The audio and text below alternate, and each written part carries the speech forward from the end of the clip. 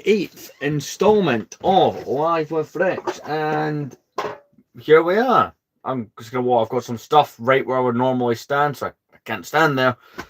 But we're getting started. I have to climb on the bed to go into another bit of the floor that's currently clear. I'll give some context. There's a whole bunch of boxes. I'll just angle it so you can see it. There's a whole bunch of boxes there. I was talking about this in a short I made. I sold all my Ninjago stuff, and I had to pull out boxes. Apparently, 6 months ago, when I packed all that away, or however long ago it was, I didn't have the foresight to put all the instructions in the same box as the set, because I'm an idiot. But I solved that, so that money will be going to fund, another set of some sort. Considering continuing the Pharaoh's Quest stuff, but what the Simpsons are in the background, that has to go. I've been binge watching it lately. I was like, I'm going to binge watch it, and afterwards, because I've been debating buying the Krusty Burger set, as well as some of the other ones, I'm like, I'll watch the show, and after I've binge watched the show, I've seen most of The Simpsons. In fact, I've binge watched it all before. I'll binge watch it again, and afterwards, if I still want it, I'll buy it. Because I don't want to buy it and be one of those things I sell really quickly. I'm on season 3, episode 1. But I'd like to be alive for a while. I do have work tomorrow, but not till like 5 at night. It's just some stupid nonsense there. We'll open YouTube, right? And here's like the first thing that comes up. The decline of Britain's failed. This video is brought to you by Squarespace. I may put that on in the back. So we had goddamn Mark Felton's war stories on in the last live. Speaking of which, I'm very happy with the end game result of all that. First live stream in a long time that was over, 5 hours. So most of mine don't even get to 5 hours half the time. You're lucky if it gets to 3. So very happy with that. I'm not going to wait for people to join me. I'm going to get right to the sorting out of things. It's a bit late. I don't know this. I don't particularly foresee this doing too well.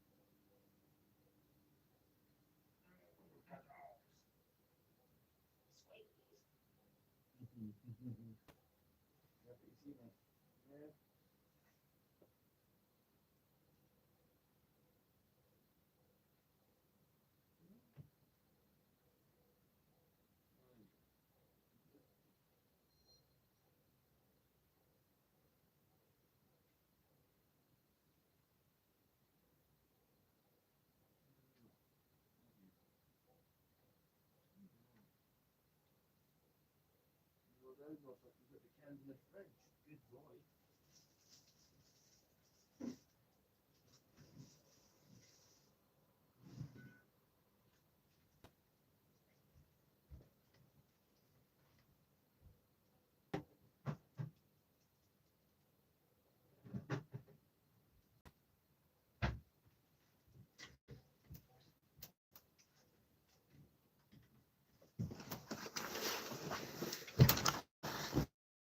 Right, I'm back. Anyway, so as I was saying, all the Ninjago stuff, that's been that. No, this video is not brought to you by Squarespace. If the ad for the YouTube video will probably be on in the background as we're doing it. I just happened to pause at that moment. But yeah, because I sold all that, I've now managed to condense all my Lego instructions were in 2 boxes. I've been able to condense them down to 1, which I'll lift up for you to see in a moment. It's a big box. All right, man.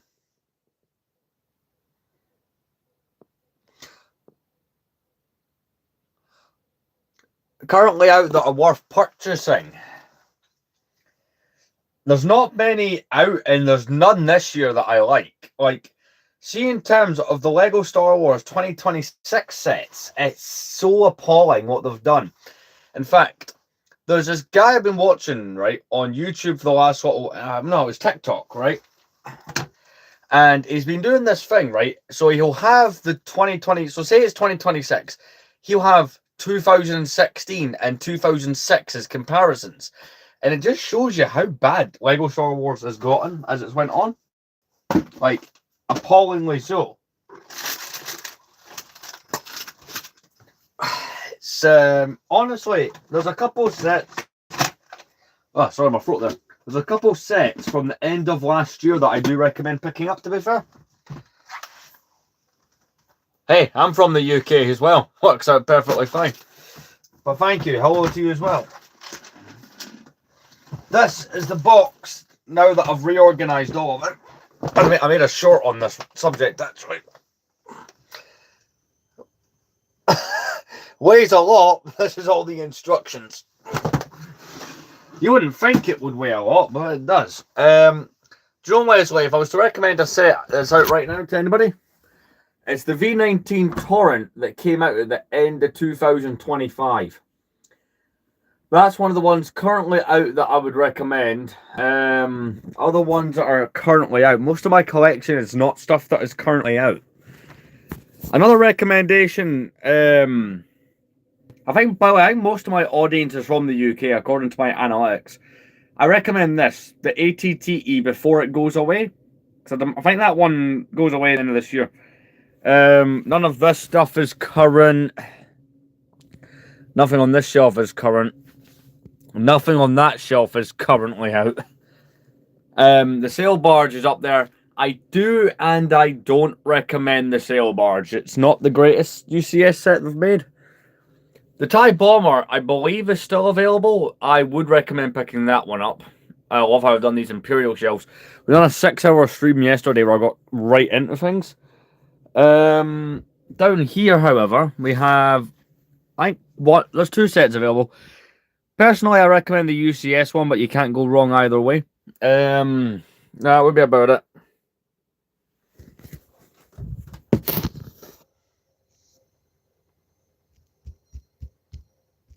But yeah, we're just really organising some stuff out. Glad that I got the instructions condensed down. Because I've got a lot of boxes I need to figure out some uses for. And I'll admit, I have debated putting certain sets away in storage that I'm not doing anything with. But now that I've got rid of the Ninjago stuff that I had, now it's not that I don't like Lego Ninjago or anything like that. A lot of people seem to think I hate it. When it came to choosing what themes I was keeping out, because granted, right, when I bought the Ninjago stuff, it was one of the only non-Star Wars themes I had.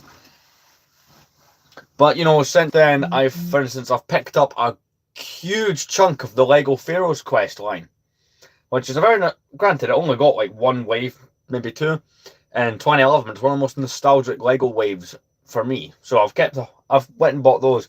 And I'll be honest, that's more nostalgic to me than Ninjago is.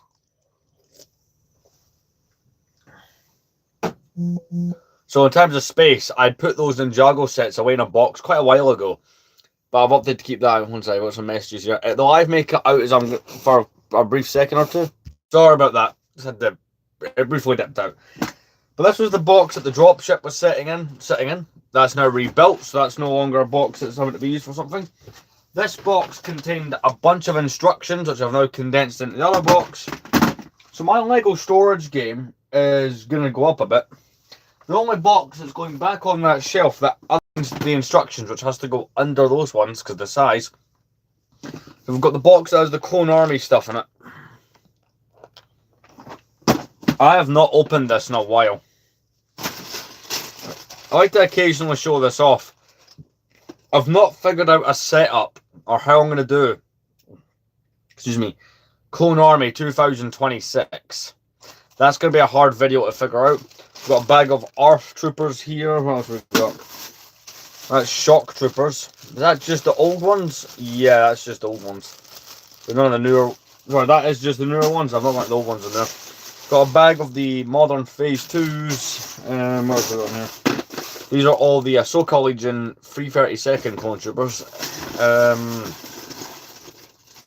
This bag, and this is the clone trooper I have the most of, and I've got quite a few that will be on the display side of things.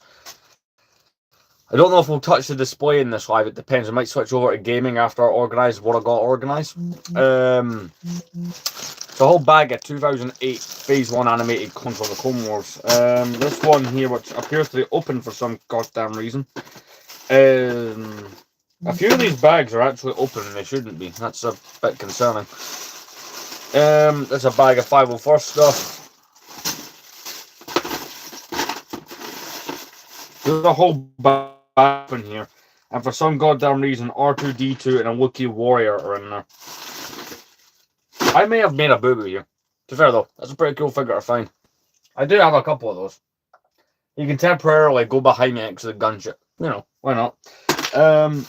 But sadly, I don't know if I can make a Clone Army video this year. It would be a shame. It'd be the first time in 6 years that I've not done it. And that, let me just say, the Clone Army video ends up being my best performing video every single year. Last year's got 14,000 views. So the most viewed video on my channel is the Clone Army stuff. So I'd hate to not be able to do it. Speaking of videos, I've got one coming either in the early hours of the morning or tomorrow midday.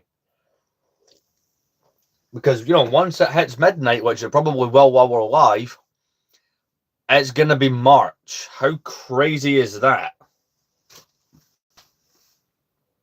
That took a minute to adjust in my head when I found that out when I woke up this morning. That, oh, hey, it's the last day of February.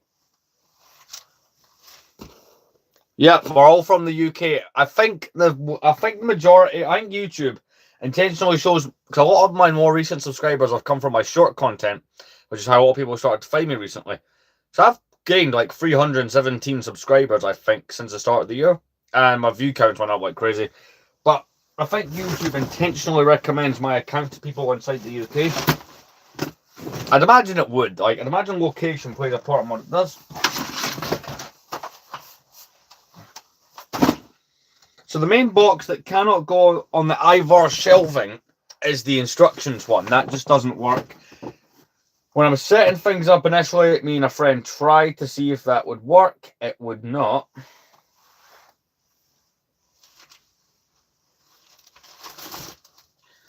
But that doesn't mean the other things can't go there. I've got a few ideas on some things. I may just continuously use it for storage, but I don't know, it's a difficult one to figure out.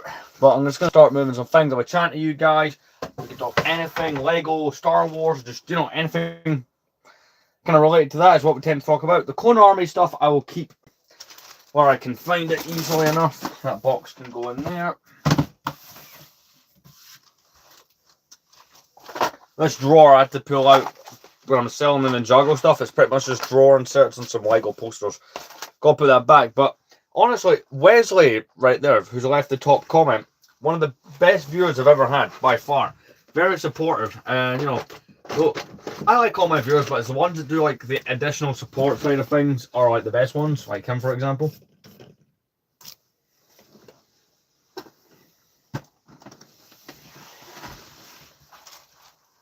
Right. But yeah, essentially what we're just going to be doing is just it's continuing the reorganization of the place, which, to be frank with you, has been going really well. The shelves stayed the same for a while. Now, if you've watched me for any length of time, you want to see it up close. It is massive. That sounds so wrong. It is a big set. Like, to get it some scale, there's the original Lego Star Destroyer from 2006. I don't know how much that helps with the perception of scale, but this thing is like huge. There's a smaller build there. Honestly, there's a whole thing going around that we're gonna get one of these either later this year or in 2027. I'm curious to know if it'll be as good as this one was. Now, you will see, other than like the Wookiee Warrior who we just put there a couple of minutes ago, there is no figures currently on my shelves. That is because all the minifigures, I took them off the sets while dusting and cleaning them. They'll be going back on soon, but the shelves are looking really, really nice. I'm quite happy with how they've been turning out.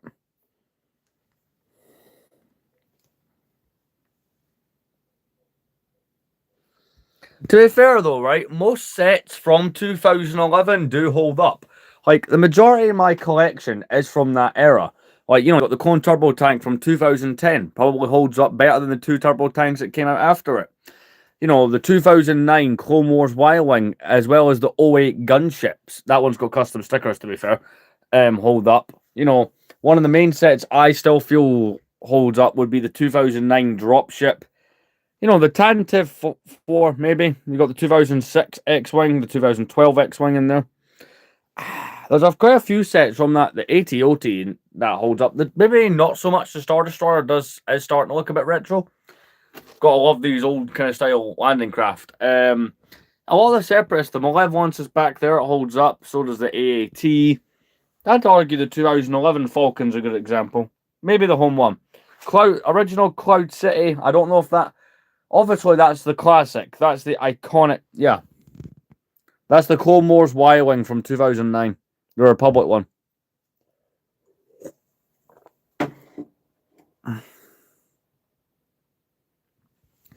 Like, as far as the build goes, right, and stuff, I don't know if you could say the set would hold up to modern standards. I do need to fix a part that broke when we were moving it yesterday. Get that back in. But something I would say about the set is its iconic status overrules whether or not it stands up today. Or if it holds up, rather. I'd say the icon status thing holds in the LEGO Star Wars community.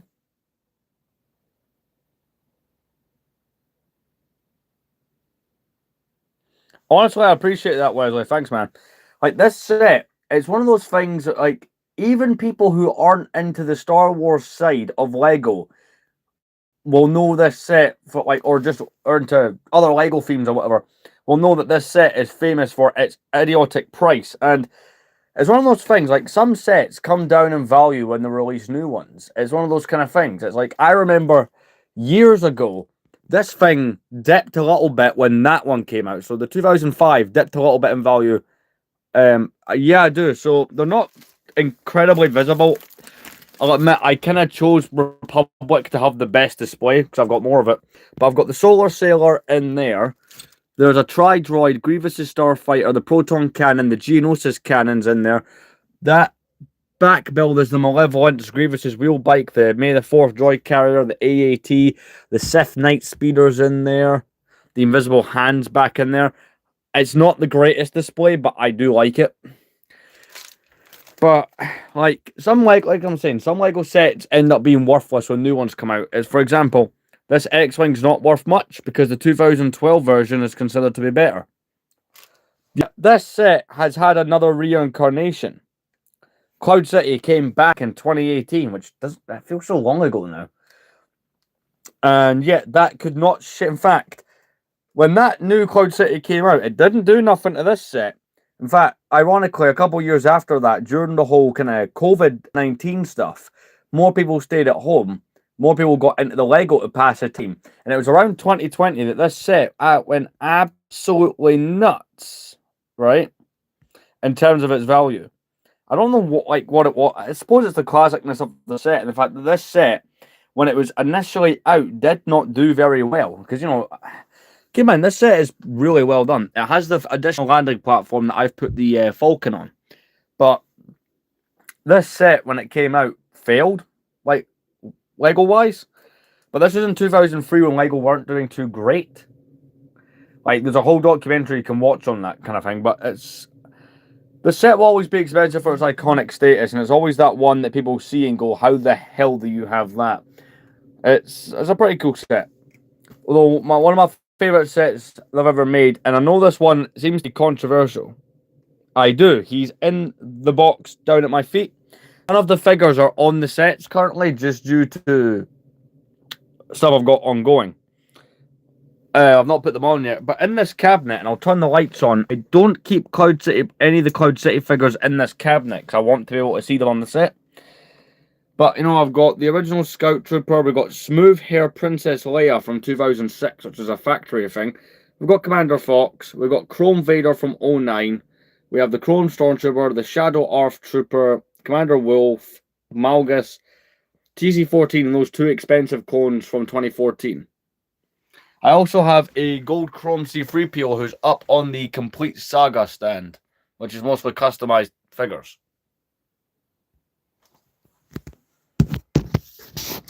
In fact, yeah, I've got all the figures from Cloud City. They're in this box. I'll get a couple of them out for you. If they're on the top layer at least. I've been recently reorganising the collection. This is a bag full of Clone Wars figures.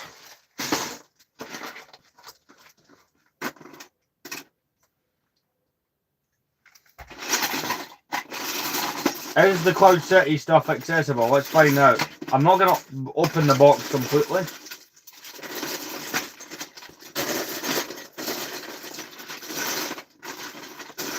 I think that's the layer for it right there, actually. Alright, the other figures are clearly deeper, but, you know, here's the layer from Cloud City.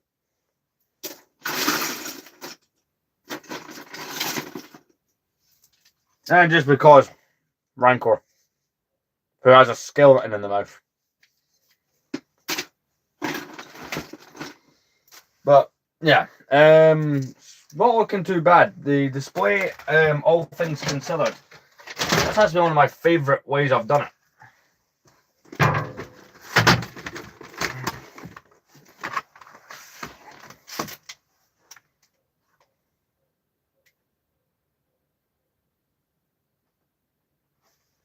No, I'm not going to put my amplifier, though. That'd be a bit silly. Ah, I need to make a... I've done it on TikTok, but I suppose I didn't make it on here. Let me explain how I did it. So, it's around Christmas 2023, right? And I'm on my break at my job, right? So I'm scrolling through eBay. This is what's happening. And I find this bundle, and it's all, you know, it's this box, it's covered in dust, right? Someone's taken a box, put no lid on it, thrown in an attic, and it's sat there for years, right? And you know, it's got the early 2000s TIE pilots, it's got one of those old school, it's a couple of those old school battle droids, an old school clone trooper, a bunch of shock troopers, right? It's just like, think of all the kind of cheap-ish Lego Star Wars figures made between 2002 and 2005, right? It's all that kind of stuff. And I go, do you know what? It's only 75 quid, and it's got, like, the fact that I had so much clone troopers in it was why I bought it. So a couple of days later, it arrives in the mail, because you know, it was like 2 to 3 day shipping. Great. And I'm going through the box, right? And I find a Boba Fett helmet, right? And keep in mind, right, the Boba Fett's all shared the same helmet back then. This is a regular Boba Fett from the 2000s, right? And essentially, I find that and I go, oh, cool, maybe I'm getting a classic Boba. Within that lot of minifigures, I got the Cloud City Boba Fett in a £75 lot of minifigures. Very legendary pool. And I go, that is insane. Oh, by the way, I'm just digging through the box to see if I can find any other Cloud City figures. I suppose they'll come important to the story, because it doesn't stop there. There's the Luke. I suppose we'll put Luke on the build since I've pulled them out. Anyway, another couple of days passes, right? And, you know, I'm over the moon that I've got a Cloud City Boba Fett. I think that's cool. And then eBay, right? I get a message from a friend.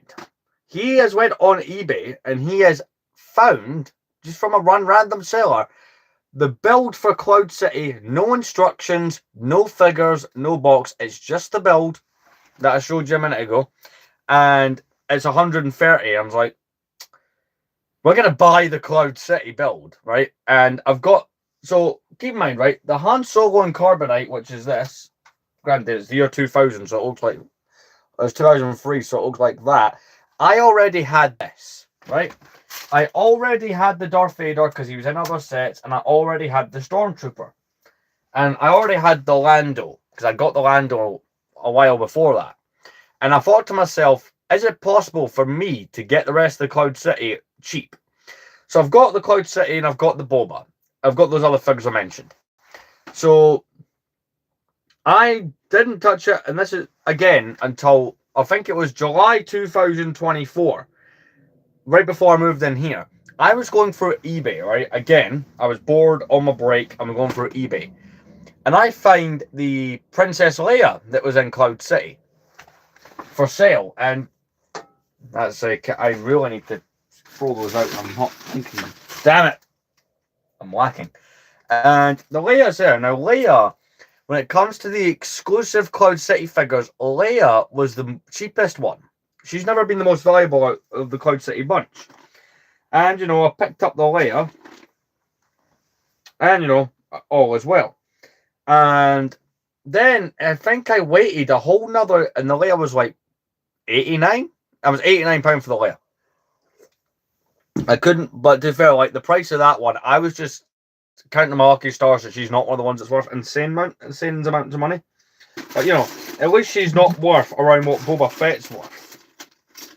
So I'm like, cool, I'll buy that. And then for some reason, I waited, right? Yeah, pulling the figures like Infinity Stones. And then I waited a couple weeks, right? I got paid again, and me and my friend were out, right? We were just doing whatever.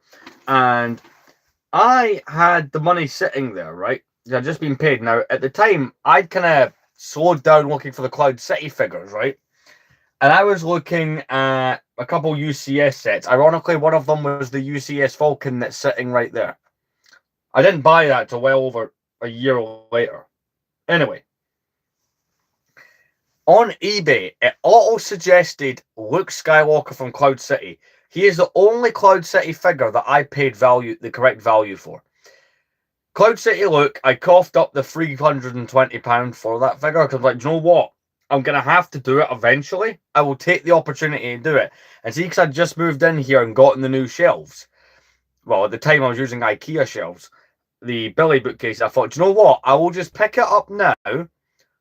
Because, one, I'm going to have to. Second of all, it means this month I'm not going to buy a giant set and already use up my shelf space so quick. Which I did eventually end up doing anyway. And I swapped out for these shelves. And then, so by the way, this is all like August 2024. And then, almost a year passes. And I had just been using a different version of Han Solo on the display. Because, fun fact, the version that you actually got in the Lego set was inaccurate. For some reason, no one talks about this, to be fair. But you got a Return of the Jedi version of Han Solo in that set. He doesn't even look the way he does in Empire. I'm just, right? So at that point, obviously, Leia's sorted. And the Han Solo in that set, he's not worth much because, and this is a big but. We'll get to that in a moment, right? The biggest, but on this one was, if they hadn't done this, I bet he would be worth the money as well. So the Han Solo that came in Cloud City looks like this, right? But luckily for me, he was in another set. He was in this set, which I picked up ironically after. He was in this set here from the year 2000. So he originally came in that. And that made them easier to find. So I purchased this one off eBay. I have two of them because I have one for the Cloud City and I got one in that set that I bought back in December. And I picked this one up for, I think, £42. And I always think to myself, imagine he wasn't in another set. Imagine Lego went and made an exclusive Han Solo for that set. Sure, it would be legendary. Honestly, I don't buy a lot of current sets. I mostly buy retired expensive stuff. So, for me, I pretty much only display expensive stuff. But that's the story on how I got it. And I don't have the exact value in my head. In fact, I'm going to try and add it up. So I was 75 for Boba Fett. Let's just say I was that, right? I was 130 for the build, so that's £205. I was about 90 for Leia. So that's £295. For the Luke, I was 320. So that's £615. Then I was 42 for the Han Solo. So I was under £700, and that was in the last couple of years. That was after that set became worth crazy money. I would have never done it. I probably would have bought all the non-Boba Fett figures eventually. But I'd never planned on buying Boba. And it just happened one day. That is pretty much what happened.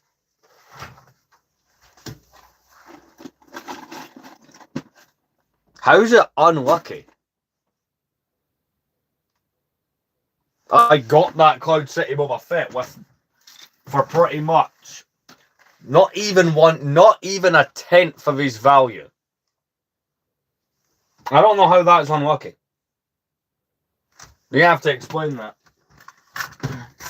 But I would have never done it if I didn't randomly get a set or a haul one day. That only happened by severe chance.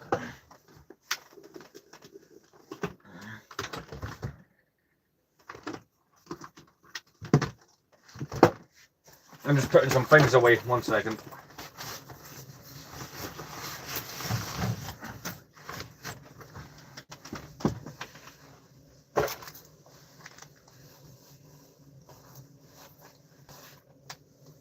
Unlucky. I got a £2,000 figure for £75. I'd say that's pretty lucky. And I was able to acquire the rest of the set, the rest of the figures for under 700. When I think if the Boba Fett is worth £2,000, I think the whole set is around 4. I would have never paid the full price for it. The other way around. I have no idea what you're on about.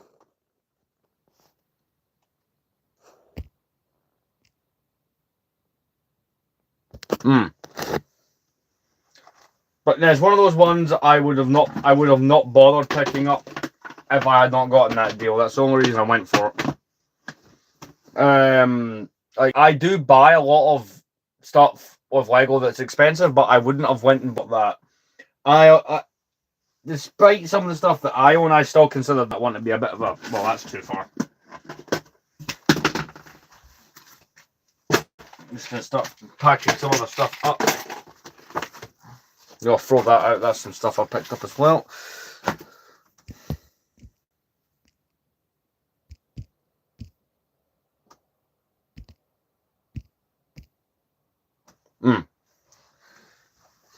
Who knows? Maybe I'll do like I probably should make a video on that because it's a question that gets asked frequently. Why the hell do I have that? And did I pay the insane amount of money that it's worth?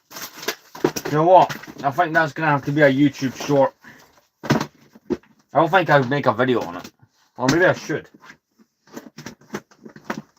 Nah, I'll make a short. I think that'd work out a bit better.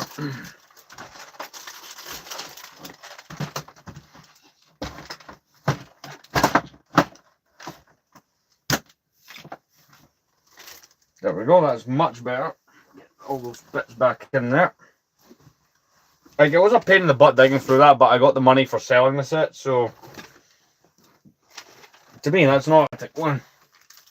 You know, I'm up some money, which I will be putting back into the collection. See, whenever I sell a set from my collection, I don't spend the money on other things, I put it right back in.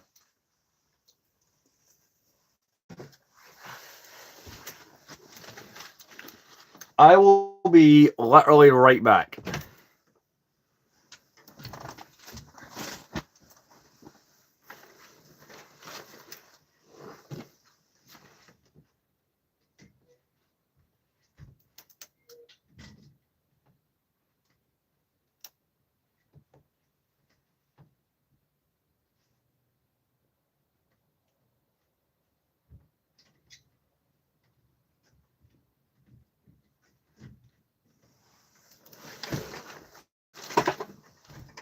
Right, I'm back. But yeah, that's pretty much it. It was one of those dumb luck kind of things. Like, it's one of those sets that. Yes, I think the Lego Star Wars community did ruin it slightly, right? By it's one of those sets, but it's also one of those sets that's its value is earned. There's some sets that have that. There's some Lego things that people have, and I think the term people have been using in the community is artificially inflated, where people have went out their way to intentionally make them expensive. But Cloud City is one of those ones that has like. I remember back in the day, so it's like 2011, 2012, that was a £400 set. I remember at the time thinking, oh, that is insane. Now, I think a lot of people, including myself, if I didn't own the set, would wish it was that much.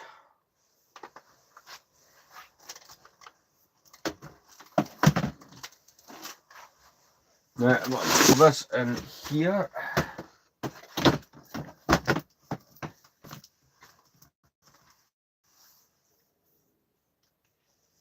Trying to figure out what else I want to put in there, because once I put the blast thing in, I can't put other stuff in. If that makes any sense to anybody.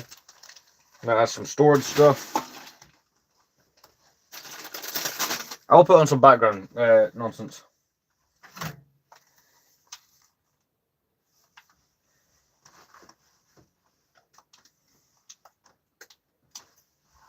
Go time I actually put the remote on charge. I don't know. My earphones will have enough charge. I've got a long day at work tomorrow anyway. Howdy. This video is brought to you by Squarespace. Ladies and gentlemen, this great meeting is gathered here tonight to hear the policy and fate of fascism. Send to all world a message: England lives and Marxism! Oswald Mosley, once a young hunk daddy with charm and charisma, who was positioned to be a future Prime Minister of Great Britain, embarked upon this long and gradual journey into becoming Britain's most hated and feared fascist leader. The force of his oratory, the power of his intellect are almost universally acknowledged. But Mosley is despised for his disdain for parliamentary democracy, his contempt for Britain's Jews, and his ostensive desire to maintain peace with Hitler and Mussolini at almost any cost. Today, we will tell the story of Britain's failed Hitler.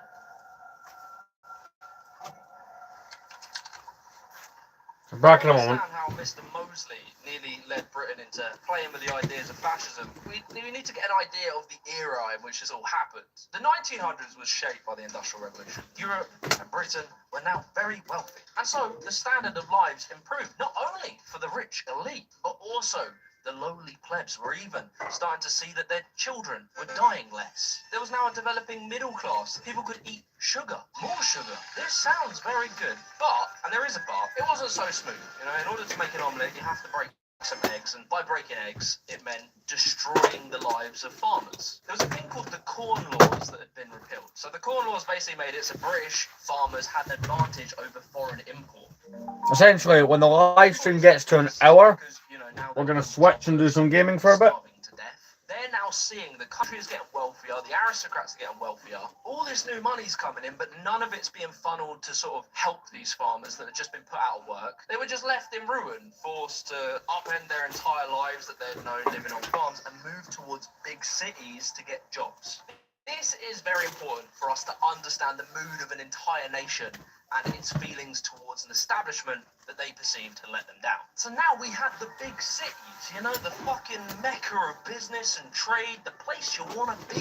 And they were shit. They were really not good. Overcrowded, busy London that's loud, disgusting living standards surrounded by piss and poo. And on top of that, you know, just say that you've finished your 16-hour day at work whilst you're dying of cholera. Your mate Billy just had his arm chopped off in a machine. And then as you toddled on home to your shitty slum, you might walk past a place like Kensington, and you'd look around and you go, hang on a fucking second, what's going on here? What's that, a toilet? Running water? And so these people were living in very close proximity to very, very wealthy aristocrats. So, you know, there might be a little part inside of you that might start romanticising the days where you work in the field, dawn till dusk, smelling the fresh air. Yeah, you might have starved to death and lost 5 children in infancy, but at least you're far away from posh pricks. So just take all that in and just imagine, you know, all this animosity started to give the boys a couple of ideas.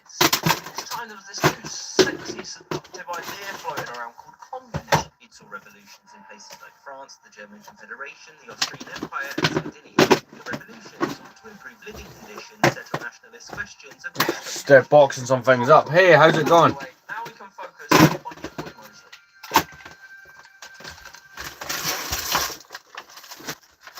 Well, met Batman before. I'm about to meet the devil. Born on the 6th of October 1894, it might come as a complete shocker to you, but Sir Oswald Ernest Mosley, 6th Baronet, was a wealthy man. He grew up in Mayfair. That's the expensive place in Monopoly that you convince your little brother to sell to you for the electric company and waterworks. It's a good deal for you. Look, you get 2. You get 2 here. I get 1. You get 2.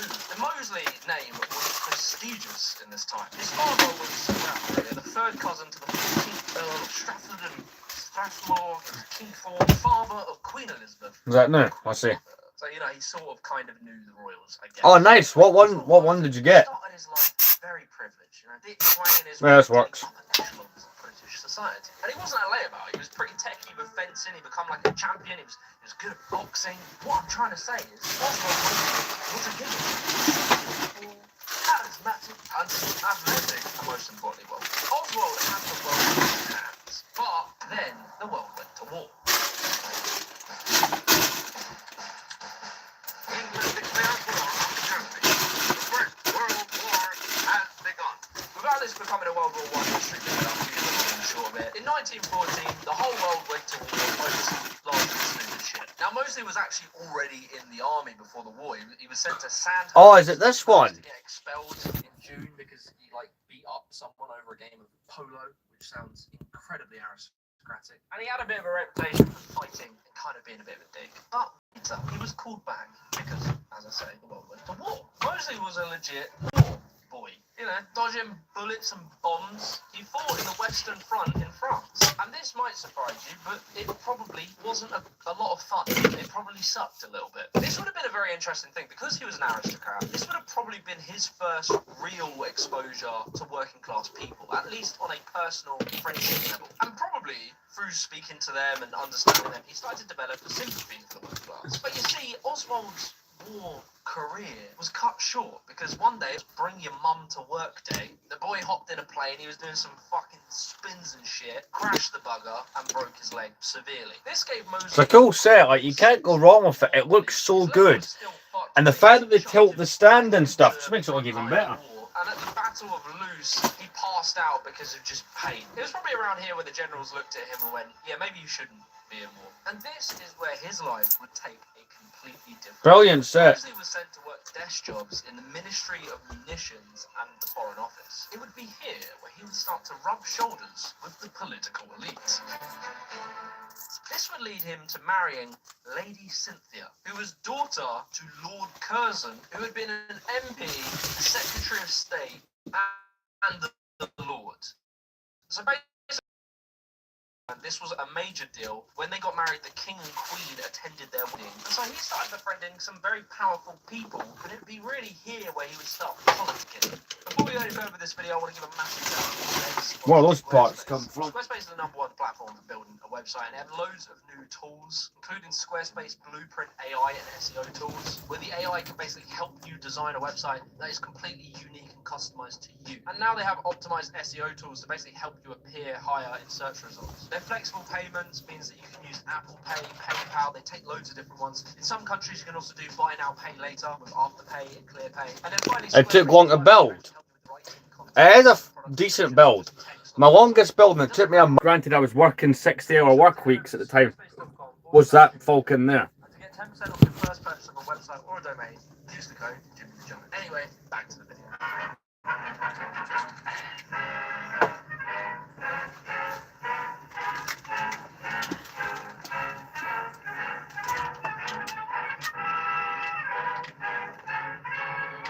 From my research, I've kind of concluded there's a few different ways that you can look at Mosley Mosley's political career. It's probably interesting to take note of this, and as I tell you more of the story, to sort of evaluate it through this lens. You can I'll see you later, man. a power-hungry, crazy dictator, or Dickie T, I think the kids call it, who was always like that and was a terrible person from the start. Or you can take the empathetic approach and look at him as someone who had deeply held convictions and beliefs and a vision for Britain. Are you going to talk about unemployment today? Why, of course. It is the one problem that really matters today. Or maybe he was both. On the 14th of December 1918, Mosley became one of the youngest MPs in British history. And before his political ideology had really formed, he just started out as like a standard conservative. However, he did actually have I'm sorry, I'm trying to untangle this. a few disagreements with the Conservative Party. He had this crazy idea that the British state should have some responsibility in looking after the British public. I think you can see this as an early sign of political freedom has got probably from war. He also disapproved of aliens. PS2 controller. I recently got a PS2 again, so we'll put that up there.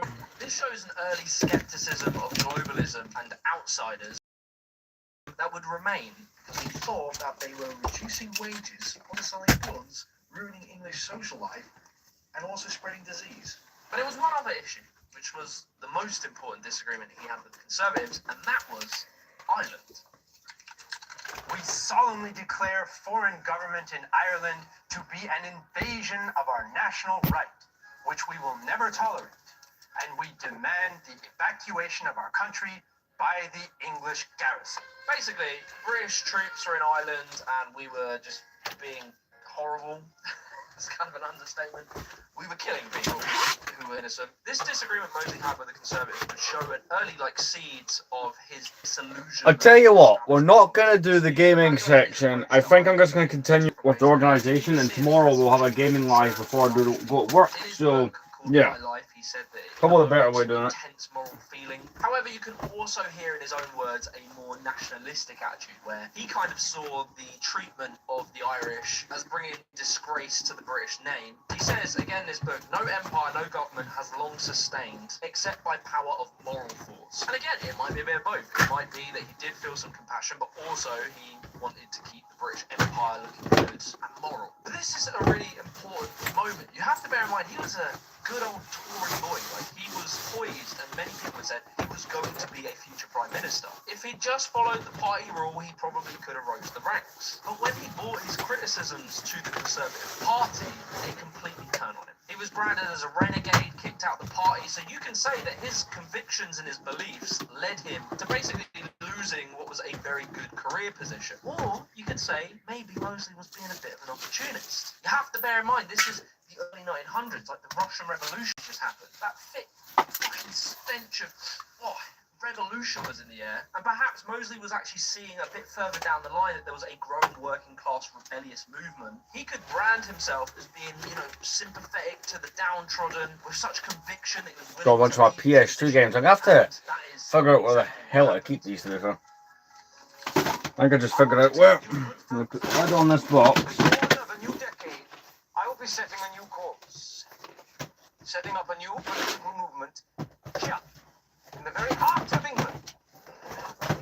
In his book, he says, I crossed the floor in October 1920 for practical reason. Though there was also a symbolic significance, it became Put the Clone Army box back as well. on my own side. So I preferred to face my enemies rather than be surrounded by them. From 1922 to 1924, Mosley became an independent. He claims to have really been shocked that the Conservatives, who were supposed to be on his side, didn't even listen to his perspective. And I think this really is where he started to feel a bemusement towards the establishment. But then, for some reason, he had some faith in the Labour Party. The Labour Party took him in as one of the comrades. Come on in, Mose. Mose before hose. And so he went on... Not quite, but hey. Went to Glasgow, Liverpool, Birmingham, and basically looked at how shit these people's lives were. The disease, the terrible housing conditions, the piss and the poo, and also the war generation who were promised to come back to a good life. Living in these slums, they had been betrayed. And so he became like a socialist Labour MP. And maybe he wasn't full-blown on board with everything, but he definitely liked the... How are you doing? Welcome to the stream. And in this time, in like mid-1920s, he was actually mocking fascists. There's a quote where he says they were black shirt buffoons making a cheap imitation of ice cream sellers. To the communists and the Labour lot, that was a bang-up. When he said that, the boys loved it, and they elected him to Labour's NEC. But then, there would be a defining moment that would change Mosley's life forever. You've got to remember that East End of London was a great working class area, and therefore these are the people who were suffering most under the Depression. So the point about they were looking for alternatives. They were desperate. Been betrayed, they've been let down by the Labour Party. Right, I'll be back in a moment. Into the deepest and darkest economic recession it has ever seen. It was bad. Everyone was struggling. I mean, obviously not the aristocrats. They were fine, don't worry about it. Mosley was now one of the Labour boys. You know, he was socialising with the socialists. He became very close with the Prime Minister, Ramsay MacDonald, and he expected he was going to get a seat in the cabinet. But in 1929, Labour wins the election. Mosley doesn't get a seat in the cabinet. MacDonald didn't care. He just gave him the position of Chancellor of the Duchy of Lancaster, and he put Mosley in charge of dealing with the unemployment issue. Mosley came up with all these radical ideas, and MacDonald and everyone else shot them down. Put yourself in the position of Mosley. His face is red with rage. Now the boy's more pissed than ever, more disillusioned. In his fit of rage, he went over an hour ranting in a resignation speech in the House of Commons. No notes, just fucking trauma dumping. And what was weird is that the press and the general public were listening to him and agreeing with him. What's more is they were impressed with his ability to deliver this speech so passionately without notes. We're just reorganizing some storage. I am primarily a Lego related channel, As opposed to just towing the party line. and I'm currently just reorganizing some storage stuff. Mosley dropped How's it going? Mosley Manifesto. And it was a hit. It got support from people like John Maynard Keynes, Harold Macmillan, and he decided, fuck it, I'm going to grab some boys and I'm going to make my own party, whether you like it or not. Grabbed 5 Labour MPs and 1 Conservative MP. This new party was called New Party, and mate, fuck it, they liked it. The people were liking this. The press was supporting it. This was like Mosley's. Honestly, this is built over the last 11 years. Lots of support, and then life turned to Mosley and played a just say no card. The boy got pneumonia. Spent 6 weeks in hospital in the most important times of the campaign. The press got kind of bored of him and just moved on. And Mosley wasn't going to give up so soon. And now he had a chip on his shoulder, a chip the size of a small car. Well, friends, it's very good of you to turn up in such large numbers on a cold afternoon. And so he started to do these rallies, these big speeches in front of people. And really, this is kind of where the trouble would start. So you got to remember, now that the new party had formed and it split off from Labour, a lot of the Labour supporters, the communists, the socialists, all these bros, they were seeing Mosley as a defector, and they were seeing him as trying to split the vote away from Labour. In our two-party system, that de facto gives the win to the other party. It's a slightly flawed system. So at these rallies, there would be these fights that would break out from the kind of more radical socialist communists who would go to these rallies and cause a bit of bother. By that, I mean just endless heckling and fighting with the Mosley boys. And so Mosley got a little bit scared, and he hired some bodyguards. He got a boxer by the name of Kid Lewis, and it's very important to note that Kid Lewis was Jewish, so we can probably assume that in the late 1920s, Mosley had yet to slip into anti-Semitism. That, or he just didn't know he was Jewish. Anyway, the next election comes. The new party put some candidates forward. In 1931, they don't win a single seat. With his tail between his legs, Mosley went abroad and embarked on the fascism holiday. My friends, it's an immense responsibility. You're living in a historic era. Do remember that always. Live in that sense, I beg of you, of history and of destiny. Well, After packing his sun cream, Mosley headed over to Italy and met with none other than Mussolini. This was the moment where he really kind of joined the dark side. Mosley in 1931 just fucking killed off the new party and made a new party called the British Union of Fascists, and that would start in 1932. But it's very important that we understand that in this time, the early 1930s, the ideas of communism and fascism, you can't look at them how we look at them now, because we saw them play out. We saw what happened. Spoiler alert, it wasn't good. But in this time, these are these new sexy ideas that all the cool kids are having. And in this climate of like the Great Depression, the poor are getting poorer, these movements were specifically geared towards the working class and to try and fix society. In that regard, these two ideologies do have a fair bit in common, but they have two very different ways of functioning. And they play out in different ways in different countries, but communism was focused on basically reducing class difference. There was no difference. What's the name of the show in the background? The decision-making in society around industry and government would be collective. They had this kind of approach of globalism. They wanted to spread the revolution throughout the world and to create a shared identity for all these communist nations. The idea was that we're all the same, we're all in it together, we're all proletariat. The idea of fascism, especially these form of it, was to create a state-controlled society that does have a hierarchy, as opposed to the communists, that focuses on self-sufficiency. So one nation can look after itself. They do so by protectionist policies, i.e. tariffs on imports. And this would be a corporatist state. So it still allowed for private property and hierarchy. I've kind of decided we won't go as long because I'm going to film that video as well. I'm going to get that done tonight as well. Would have a say.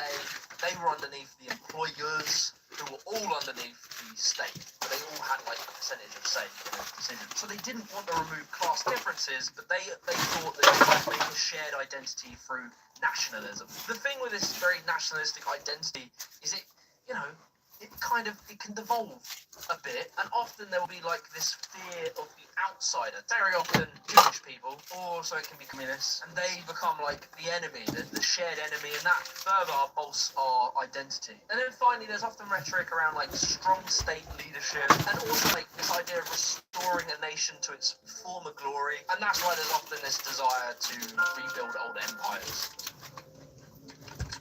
Italy was saved by a new movement.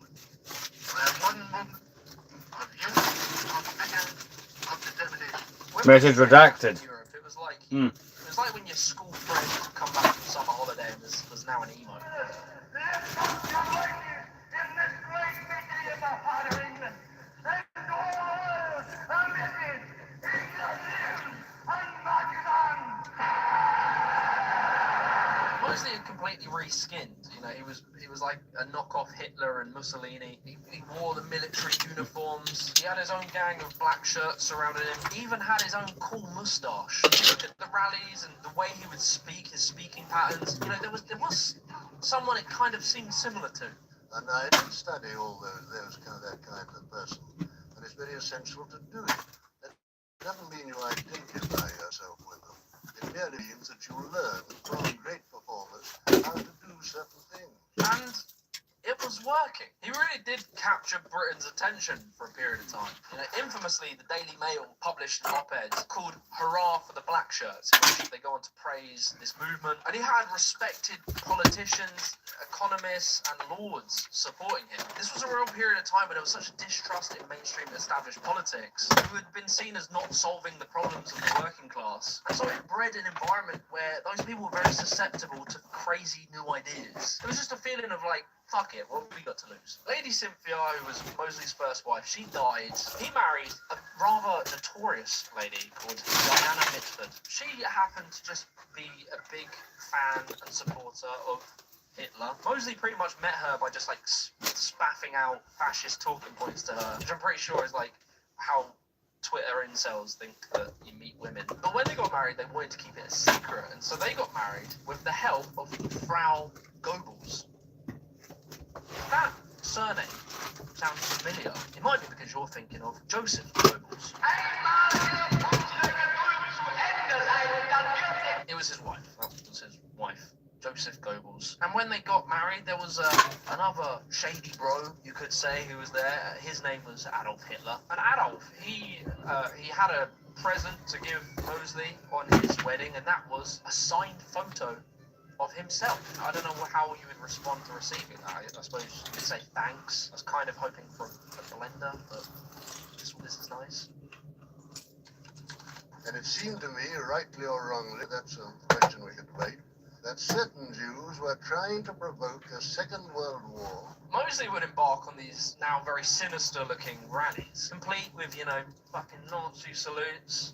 All of it just seems very like an Audi's own brand version of fascism. But as I say, it was popular until 1934, where a big incident would occur that would send the British Union of Fascists down a different path. The Olympia Rally. So this was meant to be the BUF's biggest rally. It was in front of 10,000 people, and within those 10,000 people, there were planted 500 anti-fascists who disrupted the meeting. They were provoking a reaction, and the black shirts beat these anti-fascists to a pulp. The audience loved it. Wider society, not so keen. It's really interesting to note that the original first few years of the British Union of Fascists, they weren't anti-Semitic, at least openly or in their rhetoric and policies. But this seems to be the turning point. You know, he considered that most of these people were Jewish, and now he started to do the "I hate the Jews" spiel. People don't understand now, in those great mass meetings, which some people were trying to break up, the speaker had to hold his own, and if you saw that they'd come from another country to break up an English meeting, you gave them a rough answer. However, and as stupid as it feels like to have to explain the differences, his anti-Semitism was different to Hitler's. That obviously doesn't make it better, but it is important to note. Hitler had all these views on, like, you know, racial superior, you know, like better blood, better genetics, this kind of thing. Mosley didn't. His came Right. more of a fear of the outside, fear of influence from different nations, and this sort of attitude of, you know, we don't hate them, we just really love us. It's de facto the same shit, but it's easier to say. Right, okay then. Talking point than trying So to this talk election's not been terrible. Like, it's been not too bad. I'm not going to continue to stream purely, at least not right now. What time is it? It must be like, what, 11 o'clock? Yeah, it's 10 past 11. Yeah. But I don't think this one went too badly. Granted, I didn't put any figures on the shelf or anything, but you know, I'm planning to go and film some stuff right now. That's the main reason I'm bringing it to an end a little bit early. I was going to go for the full like 2 hours, but you know what? I want to go film some stuff and, you know, edit said stuff. So there's that. But look, I will see you guys in the next stream tomorrow. I'll make a short announcement time. I also have a bunch of shorts coming out tonight as well. So I'll see you soon. Thanks for watching.